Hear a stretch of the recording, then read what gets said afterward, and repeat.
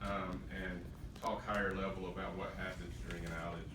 I know that there was constituents' concerns about the power system not being up to snuff, and I will say that the system is up to snuff. There was a sense that transformers were blowing up. That's not the case. The system operates in an outage when a tree falls on it or limb falls on the way it should be. It's kind of like your home. If your breaker goes off to protect your home and to keep your family safe. Our system does the same way, just at a much higher level. Since I was doing this work 30 years ago, when we would have a limb or tree fall on the line, we'd have to send somebody out to actually manually operate the system, and it would take a longer period of time to get the lights back on. Now what we're seeing is before we even know it's happening, we have breakers talking to breakers. Breakers will find the fault and lock out to isolate the problem and swap other ones back on to get the majority of folks back on. And then we get somebody out to remove the tree or remove the limb. Transformers blowing up sound you hear, it's typically a fuse blowing, and it's meant to blow. And it is a very loud noise, so I can understand why we would think that something was blowing up.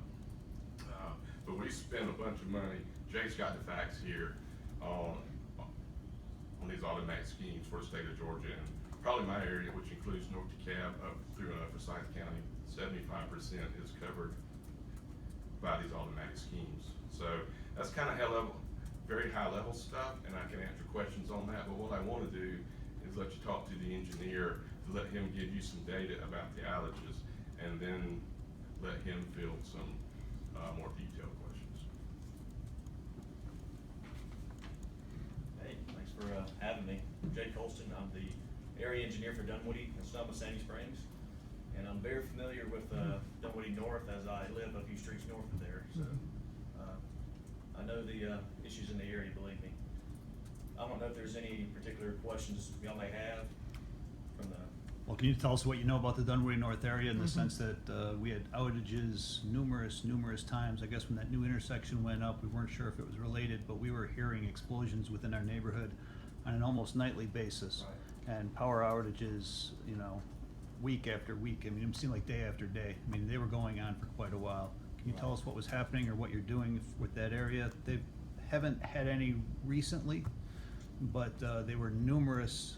One night, they had two in one night. Exactly right. Yeah, I can speak high, I won't say high level, but I know the instances that happened in that area were, one was a tree limb fell once at night, blew the fuse, and people thought it was a transformer. And then, since it was dark, I guess the patrolman didn't look around and see the other limb hanging there, and then an hour later, that other limb fell and actually fit the same area, exactly the same fuse, blew again. So if you're sleeping and you're living that, your window's close to that power line, you're gonna hear it, it's gonna wake you up. That was two back to back. The other one were similar things going on. In fact, one was a tree falling through the line, and that knocked out most of that area over there for a few hours. And then I noticed that we actually had a line down on the ground that was still energized, and I was the one there, and I opened up another fuse to turn people off again until we could safely restore power, get the tree off the line, we can make the repairs to the damaged pole, and got them back up.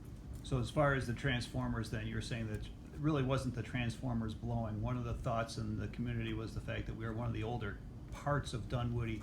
And was there a way in which you did an automatic refresh of equipment in order to keep things up to par? Was one question that people had. And the other one was the fact that the new intersection being so close with the new street lights, was the electricity balanced out, or was that possibly a cause of the numerous outages that we were having in our area?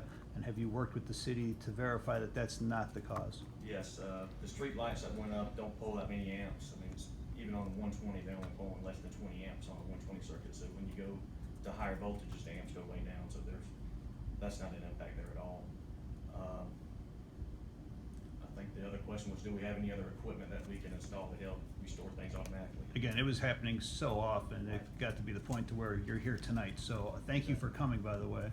But it's just a matter of, it was really disheartening for members of our community, especially when I have disabled and elderly people that are relying on your service and to be reliable. People really want power on all the time. Yes, sir. I totally understand. We actually do have new, I don't wanna say new technology, but we have devices that are able to handle our fault current when a tree limb hits the line and open up. And actually can instead of the tree limb hitting and falling through, most of, I think 75% of the time is momentary outages or momentary faults. So most times either tree limb falling, it hits the line, then finally falls to the ground. And with a fuse, that's all it takes for it to blow. And then you have to wait for us or somebody to come up there and replace it. We are implementing in that area some new technology that it resembles a fuse and it can handle a momentary fault. So it'll open quickly to cut power. So if something's in the line, it cuts power to it to keep everybody safe. And then it waits a few seconds to let the tree limb or whatever it is in the line fall in the clear. And then it restores power without anybody having to do anything. It automatically happens. So that's actually in the docket it was already in the works before the concerned citizens brought it to your attention. Right. So I was glad to find that out, that we're actually, that's already happening. In fact, I think we're gonna have that done by the end of the year. And then there's a few other circuits in Dunwoody that we've noticed similar things with the fuses and all the old growth trees we have that are over the lines. So we're actually implementing that in a couple other spots as well. I appreciate you coming out tonight. I have no other questions and really do appreciate you coming, so thank you. Very good. Just one question, and this may not be your specific area, and it's okay if it's not. The new traffic signal at Peeler and North Peachtree goes into flash pretty regularly. And we understand from Public Works that you all have identified that maybe a new line feed, if I'm using the correct terminology, needs to be installed there. So any idea when that would happen? It's already been completed. Oh, even better. Yeah, I think that was on a secondary service that was feeding other stuff. I think as the other lights came on, it started heating up the line, and then you have a voltage drop. So we've since installed a transformer a lot closer, and that has gone away. I haven't heard any phone calls, or I think I forget the guy's name, the control engineer was calling me and him will work together on that. So, thank you very much. Yeah, I think, so what you're really doing is right now you've got a fuse that blows and you have to come out and repair it. And you're going to an automatic reset. You know, I used to fly with Captain Wingate. He never did understand that automatic reset. I used to have to explain that to him all the time we were flying along. But I think one of the things that is that a fix that's coming online and it's gonna be system-wide? In the transformers, I mean, you're gonna come on with an automatic reset instead of a blown fuse type of deal? Yeah, we're not changing transformers, Mayor, but we are adding the schemes to make it more automatic. And we're doing that in Dunwoody, we're doing it in that neighborhood, but we're also doing it statewide. Okay. And I'll weigh into your question. It's a good question. We do maintain the system. It's I mean, yes, it might be older, but we're always keeping track and doing maintenance and stuff. The other thing that we do maintenance-wise probably gets a lot of phone calls to staff here, and I get a lot of phone calls, is we do routine tree trimming. We have the luxury of a great tree canopy in Metro Atlanta. The problem is when the wind blows, it blows it into the lines and lights go out. So we trim on 3-year cycles, so we'll be coming back to that neighborhood over the next within the next year. Problem with that is when we start cutting trees down, people forget that their lights have been going out, so they get upset and call. But we always work well with the citizens to make sure that we do it right. Appreciate it, thank you. Jim, go ahead. I got a quick one. As a quick aside, I was a Georgia Power co-op engineering student way back in the day. My question is probably not your area, but you know, of course, the big transmission corridor cuts through Dunwoody, cuts through my neighborhood. Yes. And I noticed that it's getting to the age where the galvanizing is starting to be gone, and you're starting to see a little bit of surface corrosion. Is there going to be a program to recoat those bad boys?